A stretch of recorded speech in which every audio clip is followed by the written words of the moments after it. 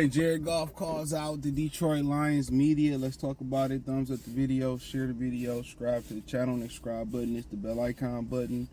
Hit all notifications, increase your chance get notifications. You go live or drop a video. So he basically said when they was 1-6, you know, everybody had negative things to say last season, and when they started winning, it wasn't that much positivity being said by the Detroit media. When actually they got a lot of recognition when they started winning or whatever.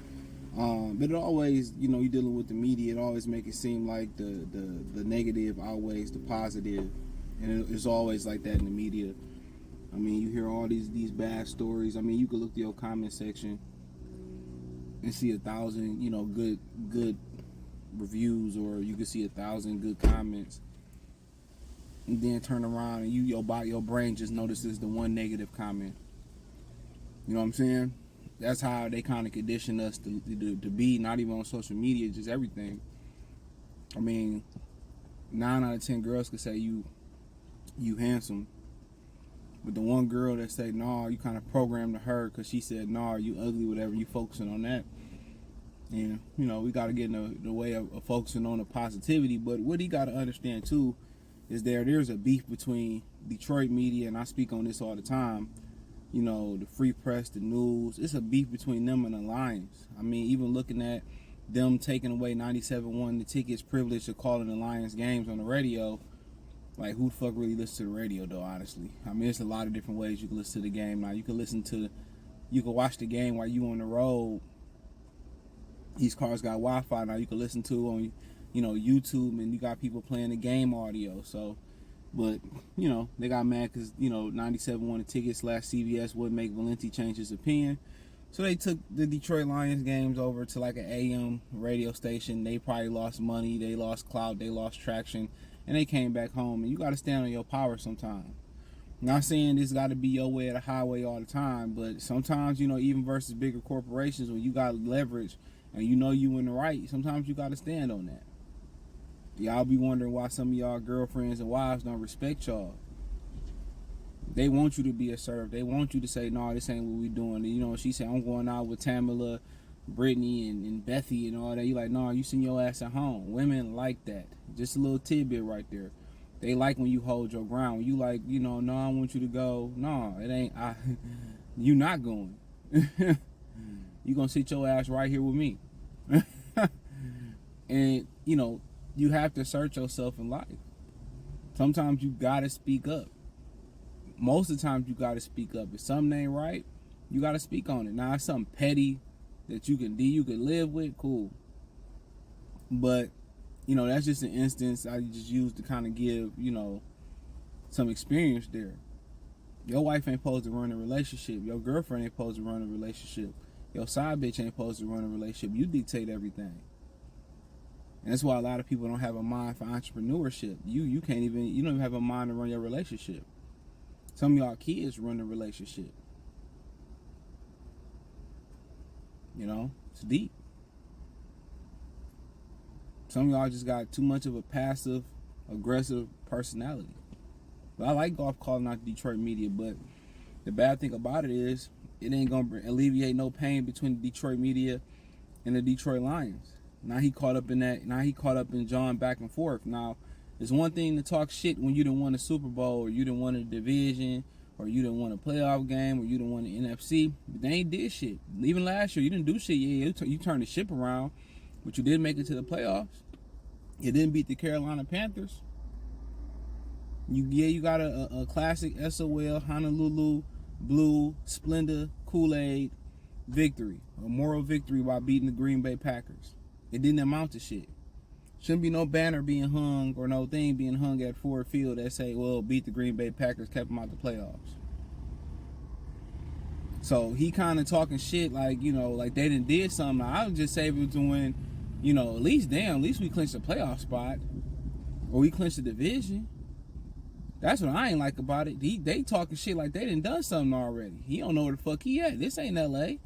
And this ain't Kansas. You ain't gonna click your 3 heels when shit get bad and get out of there. That's what I don't like about it. Like, he talking big shit like they done something. You ain't did nothing yet. You don't know where the hell you at. This Detroit Lions, my ninja. That's what it is. What can go wrong, will go wrong in my Stephen A. Smith voice. Excuse me.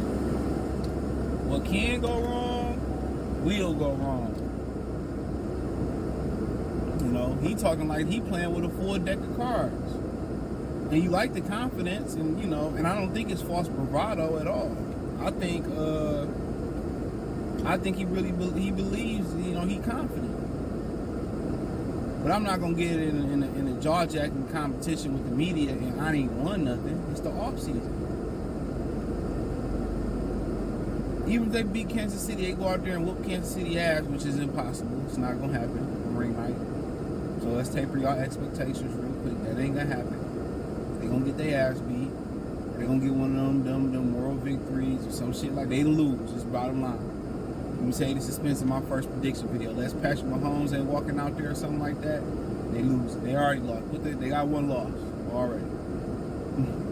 But you know, do something. He talking shit like, yeah, you guys wrote us off. You didn't believe in us, and I guess it's like now y'all hopping on our jock now that we get national media, but the media. And the beef got a lot to do with the Lions because they want the media to continue to kiss their ass and say they doing such a great job when they know they're not doing a great job. That's what kills me. People will fall out with you and beef with you because you call out the bullshit and then go tell everybody how you was bad. That's some crazy shit in life to me. You owe me some money, but you mad because I asked for my money back, and then you want to go tell people lies and exaggerate the story about you owing me money because I want my money back in a timely manner. That's just the analogy I come up with. The Lions, you're not putting a winner, you're not putting your best foot forward, you're not putting your best financial foot forward. So you got mad at the media for writing the truth.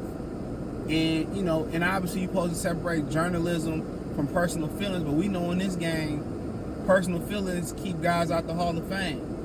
Personal feelings make guys that should have been first ballot Hall of Famers, you know, second and third ballot Hall of Famers. We know guys to get, fall in love with certain people for getting them exclusive interviews, showing them love. They shouldn't be in the Hall of Fame, and they slide in the Hall of Fame because how people like them. And that's what it be for the media start, because the Lions didn't do their job and put a winner on the field all these years. And they tried to take the cheap way out, and the media called a spade a spade. That's why I run my channel the way I do. I'm going to call it how I see it. And if I'm wrong, I'm like, damn, you know what, I was wrong. Blase, blah, blase, blah.